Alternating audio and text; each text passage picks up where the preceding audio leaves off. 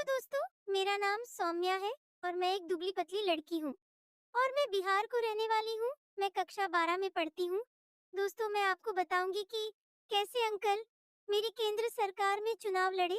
दोस्तों, जून का महीना था तो मेरे स्कूल में छुट्टियां चल रही थीं। इन्हीं छुट्टियों में जून के महीने में सर्दियों का भी मौसम चल रहा था। एक शादी मेरे घर में भी थी जिसमें मेरे घर के सभी लोगों का जाना जरूरी था। मेरे घर के सभी लोग जाने के लिए भी तैयार भी थे, लेकिन सबसे बड़ी समस्या यह थी कि घर में कौन रुकेगा और घर की देखभाल कौन करेगा, क्योंकि मेरे गांव में इस समय चोरी बहुत हो रही थी। एक हफ्ते में 2 घरों में चोरी हुई थी और घर बंद करके शादी में जाने पर घर में चोरी का डर भी बना रहता है, इसलिए सभी का साथ जाना भी संभव नहीं हो पा रहा था। मेरी रिश्तेदारी में शादी मौसी के लड़के की थी, इसलिए मम्मी का जाना भी तय था। अगर मम्मी पापा नहीं जाते तो मौसी गुस्सा हो जाती, इसलिए उनको भी जाना था। इसलिए सबने मिलकर निष्कर्ष निकाला कि मैं घर पर रहूंगी। मैं भी मौसी के यह जाना चाहती थी, लेकिन फिर घर पर कौन रुकेगा, यही सोचकर मैं नहीं गई और मैं घर पर ही रुक गई। लेकिन पापा मुझे घर पर भी अकेला कैसे छोड़ सकते थे, क्योंकि मैं लड़की थी। अगर कोई चोर आ भी जाए तो मैं अकेली लड़की क्या कर पाऊंगी। पापा ने ये सब सोचा और फिर पापा ने अपने सबसे खास और भरोसेमंद मित्र को कॉल की और कहने लगे, यार कमल, एक काम है। 2-3 दिनों के लिए हम एक शादी में जा रहे हैं और घर में मेरी बेटी अकेली है और घर में एक लड़की का अकेली रहना सही नहीं लगता। तो अगर तुम्हें कोई परेशानी ना हो तो क्या तुम कुछ दिनों के लिए मेरे यहाँ रुक सकते हो। अंकल कहने लगे, इसमें परेशानी वाली कौन सी बात है। जैसे मैं ये से अपनी जॉब के लिए जाता हूँ वैसे ही वहाँ से चला जाया करूँगा। वैसे भी तो मैं सिर्फ रात में ही घर पर आता हूँ, तो रात में मैं तुम्हारे यहाँ सो जाया करूँगा।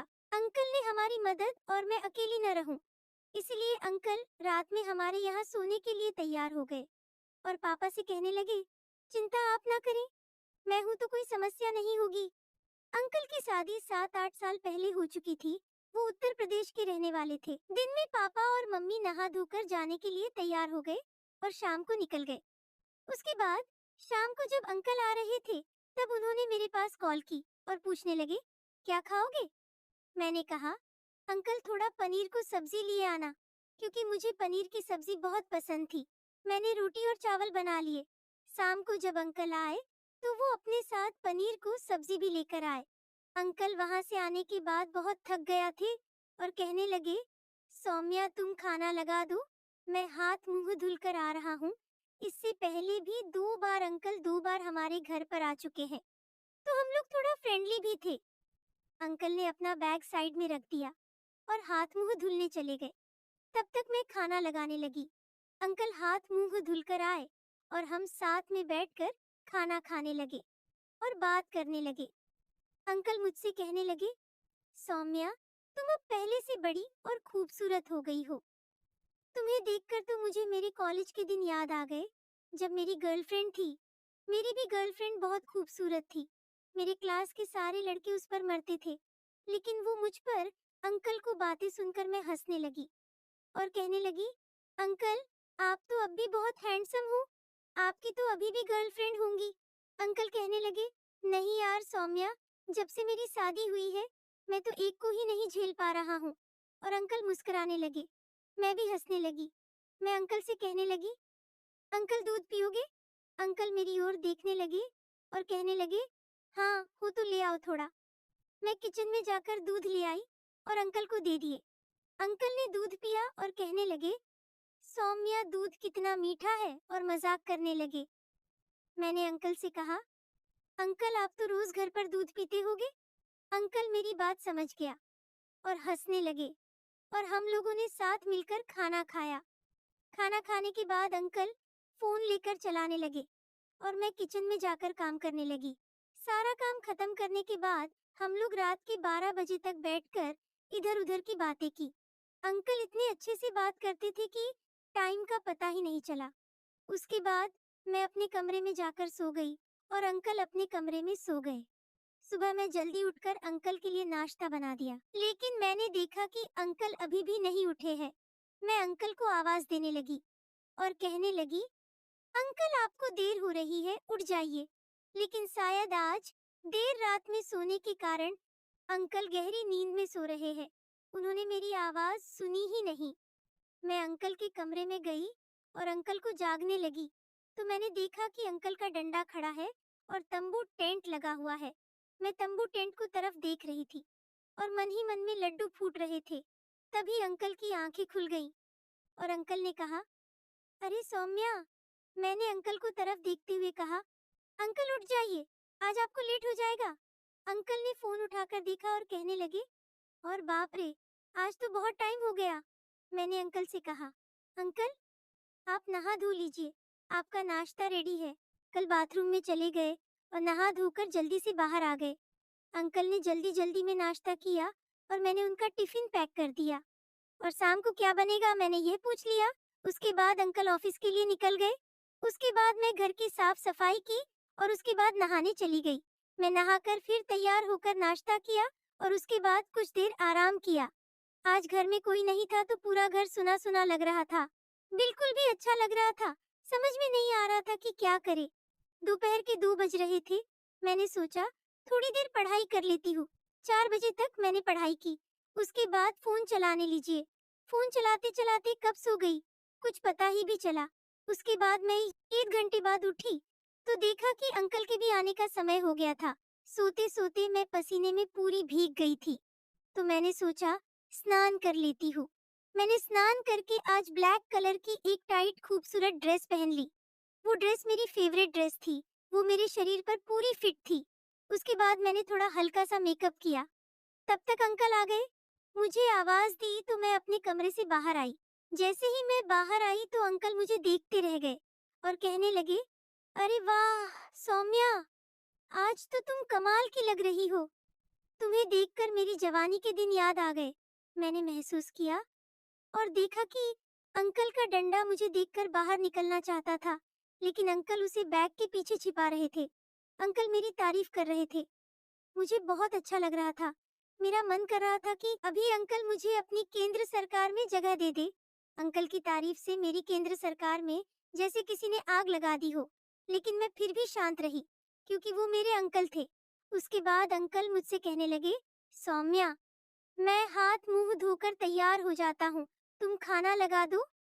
मैंने कहा, ठीक है अंकल, लेकिन उसके लिए खाना बनाना पड़ेगा।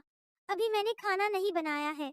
अंकल कहने लगे, ठीक तुम खाना बना लो, तब तक मैं आराम कर लेता हूँ। मैंने कहा, ठीक अंकल। अंकल वही सोफे पर बैठकर आराम करने लगे और मैं खाना बनाने किचन चली गई। सोफे पर से किचन साफ साफ दिख रहा था। मैंने देखा कि अंकल मेरी केंद्र सरकार को और घूर घूर के देख रहे थे। मुझे भी अच्छा लग रहा था, इसलिए मैंने अपनी केंद्र सरकार थोड़ा आराम देना चाहा, जिससे अंकल थोड़ा अच्छे से देख सके। मैं खाना बना रही थी, तभी लाइट चली गई। ऊपर से इतनी गर्मी से मैं पूरा पसीने में भीगी थी और अब अंधेरा। तब तक अंकल अपनी फोन को टॉर्च ऑन करके किचन में आ गए और मुझसे कहने लगे, सौम्या, आज बहुत गर्मी है। मैंने कहा, हाँ अंकल, और अब तो लाइट भी चली गई। मेरे घर में इन्वर्टर नहीं था, इसलिए अंकल ने मुझे टॉर्च दिखाई और मैंने एक मोमबत्ती जलाकर किचन में रख दी। अंकल कहने लगे, सौम्या, तुम पसीने में पूरी भीग गई हो, तो क्या मैं तुम्हारी थोड़ी मदद मार सकता हूँ? मैं भी बहुत परेशान थी, इसलिए मैंने हाँ कर दी। अंकल खाना बनाने में मेरी मदद करने लगे थे। मैंने और अंकल मिलकर खाना बनाती रही और बातें करते रहे। थोड़ी ही देर में लाइट आ गई। अंकल मेरी तरफ देखने लगे क्योंकि मेरी सरकार पसीने में कारण साफ साफ दिख रही थी। मैं भी थोड़ा उनकी तरफ मुड़ गई जिससे वो आसानी से देख सके। फिर मैंने अंकल से कहा, अंकल आप आराम कर लीजिए, मैं खाना बनाती हूँ।